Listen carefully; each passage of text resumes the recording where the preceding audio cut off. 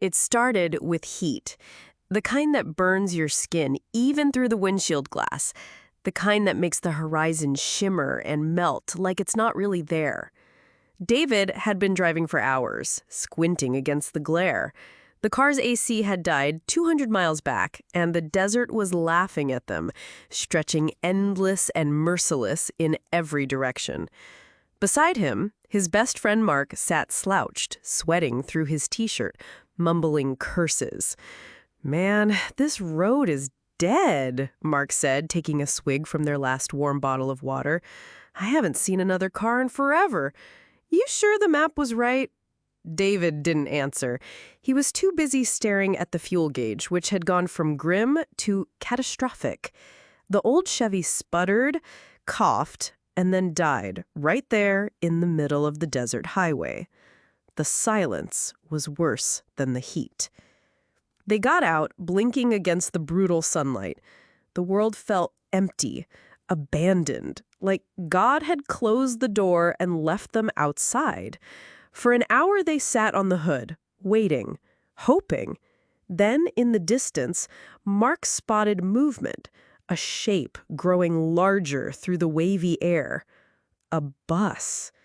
It rattled towards them, ancient and dented, painted in faded white and peeling green. It looked like something out of the 70s, long forgotten. The driver slowed and stopped. The doors hissed open with a long sigh. "You boys need a ride?" the driver asked. His voice was dry and cracked, like sand rubbing together. David glanced at Mark. They didn't have a choice. Inside, the bus smelled of dust and something faintly metallic. There were passengers already seated, maybe a dozen, but there was something wrong about them. Their faces were pale, their eyes too still, watching but not blinking enough.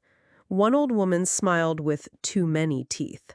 A man in a bowler hat kept twisting his hands, cracking his knuckles again and again, though the sound didn't quite match the motion. David and Mark took seats near the back. The bus groaned and rolled forward, deeper into the desert. The farther they went, the stranger it felt. The windows rattled, the air grew heavier. A storm was coming. Sand gathering in the sky, swirling like dark smoke. "Sandstorm," the driver muttered. "Gonna have to stop." And he did, pulling into what looked like nowhere. But when the storm closed around them, blotting out the sun, David saw it. A house. A mansion, massive and black, standing where no house should ever be. It rose out of the sand like it had been waiting. The passengers filed out one by one, moving strangely in the storm, as if the sand didn't touch them. Their clothes didn't flap, their eyes didn't blink. David hesitated, but Mark grabbed his arm. "Come on, man, we can't stay out here. Let's go." The house swallowed them whole. Inside, it was cooler, dimly lit by chandeliers whose light bulbs flickered like candles. The air smelled faintly of roasted meat and something sweeter underneath, like spoiled fruit. The passengers, no, the residents now, moved toward long tables laid with plates and covered dishes.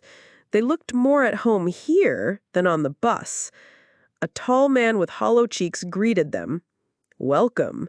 You must be tired, thirsty, hungry." David nodded cautiously.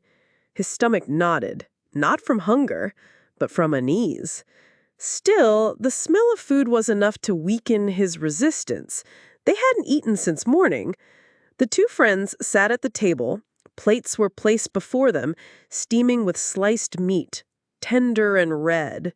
The others dug in with a kind of feral grace, chewing slowly, staring across the table as though daring the newcomers to refuse. Mark laughed nervously and took a bite. "Damn, this is weird but good. Real good." David lifted his fork, tasted, then froze. The flavor was rich, Metallic. Wrong. He swallowed, and his stomach clenched. What, what kind of meat is this? He whispered. The hollow-cheeked man smiled. Old recipe. Family recipe.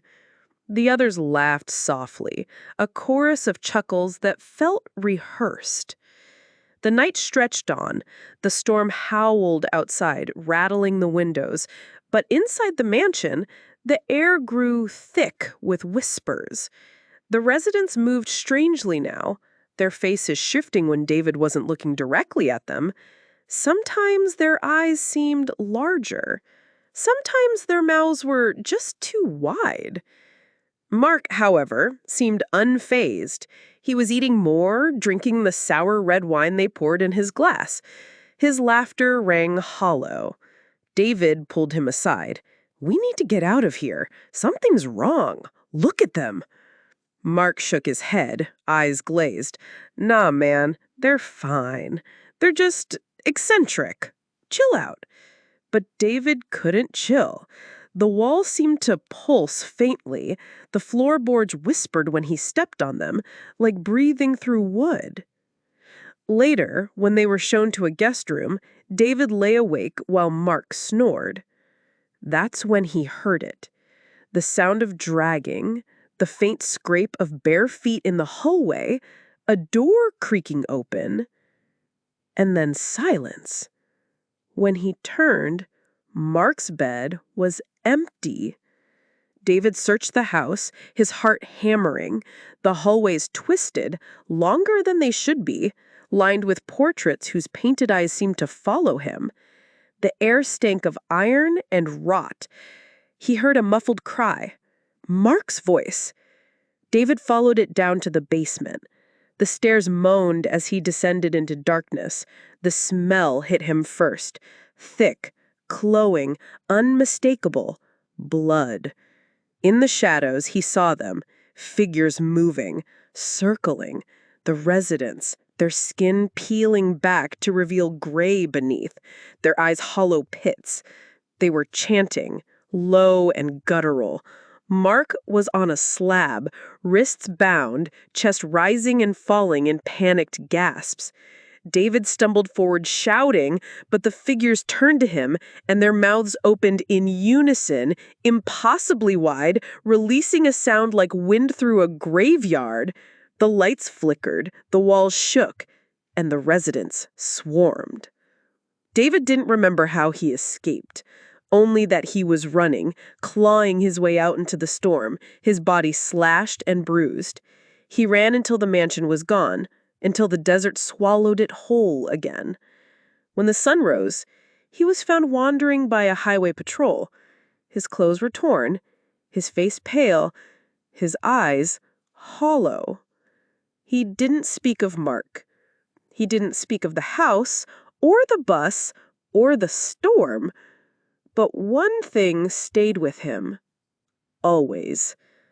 The taste. He never ate meat again.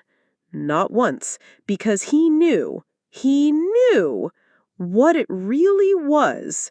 And some nights, in the silence of his small apartment, he could still hear Mark's voice calling out from the dark, begging him to save him.